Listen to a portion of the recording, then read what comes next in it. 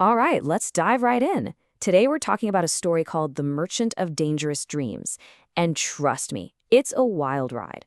We're grappling with deals with the devil, the very nature of who we are, and what it actually means to be alive. So let's just kick things off with this question, because it's really the whole point. Imagine a machine that could solve all your problems, every single one. No more struggle, no more friction, just ease. What's left of you then? Are you a better, elevated version of yourself, or are you just hollow? Keep that in the back of your mind, because that's exactly where this story is headed.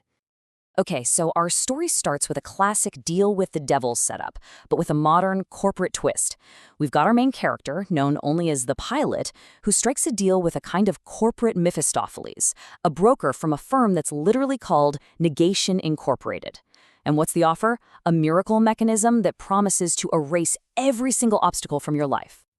And right here, this is where the whole thing pivots. See, the devil, this broker, Sinos, he thinks he's selling a golden coffin, a beautiful, luxurious path to just fading away. Erase the self by getting rid of all struggle. But the pilot? The pilot looks at this very same machine and sees something completely different.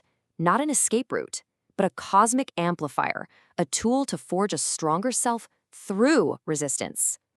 Now, to really get this, we have to talk about this key idea, the not I. It sounds a little weird, but it's pretty simple. The not I is everything in the world that isn't you. It's the obstacle. It's the challenge. The machine was designed to delete all of that. But the pilot's whole point is, wait a minute, if you get rid of the not I, how do you even know who the I is? We are literally defined by the things we push against. In this move, this is what the story calls the Fichtian inversion. It's basically a massive philosophical judo flip. The pilot completely hacks the deal. Instead of using the machine to get rid of resistance, they use its incredible power to become resistance itself. It's absolutely brilliant.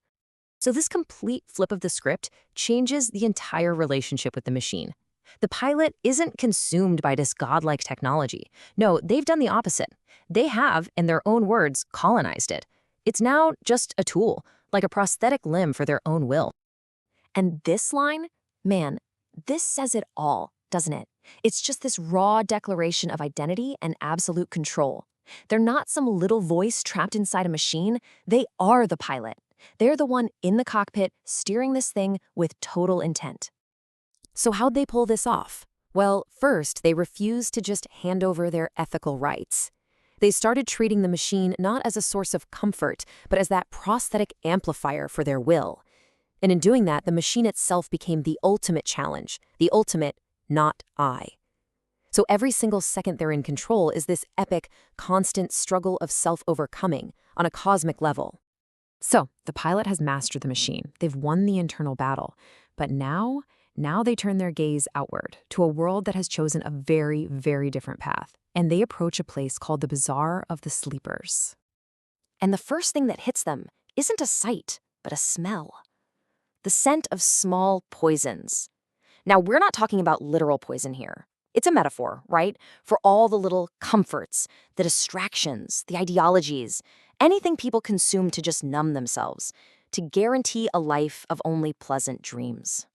This is the society of the last man. Their entire currency is based on comfort and safety. That's all I want. They've traded any shot at greatness for just being mediocre and predictable. I love this line from the text. They prefer the sea flicker of a candle to the dangerous, difficult blaze of a sun. They're just terrified of getting burned. Now, remember the original deal? The pilot was supposed to be the architect of apathy. Their job was to use the machine to build a global cage of perfect, comfortable contentment for everyone. But since they've flipped the whole thing on its head, they've chosen a very different job description. They're not here to build the cage. They're here to burn the locks. And that brings us to the pilot's mission. They're going into this marketplace as a merchant. But the product they're selling, it's chaos, a commodity no one there even knows they need. The pilot is smart, though. They remember what happened to Nietzsche's prophet Zarathustra. He came to the marketplace, preached his big ideas, and the crowd just laughed at him.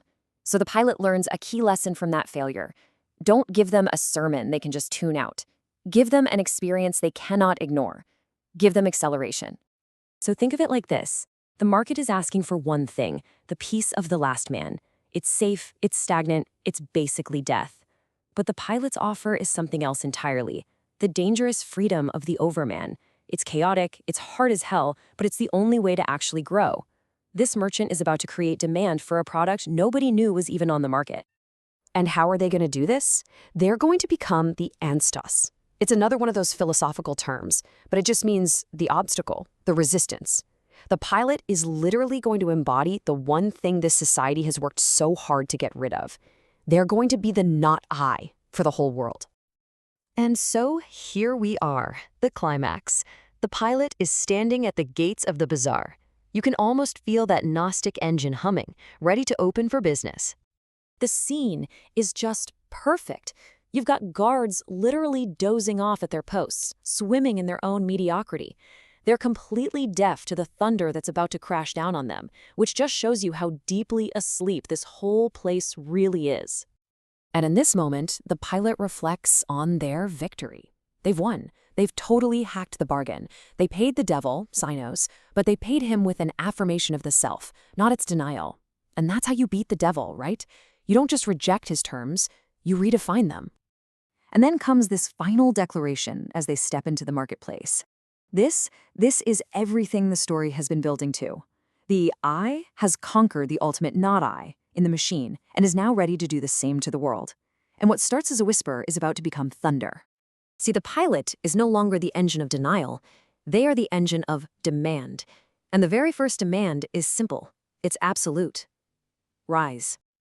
But rising isn't easy. It's not supposed to be painless. And that's the second demand. Growth requires struggle. It means you have to be willing to bleed. And the third and final demand, well, that's the whole point of it all. It's not enough to wake up. It's not enough to feel the pain.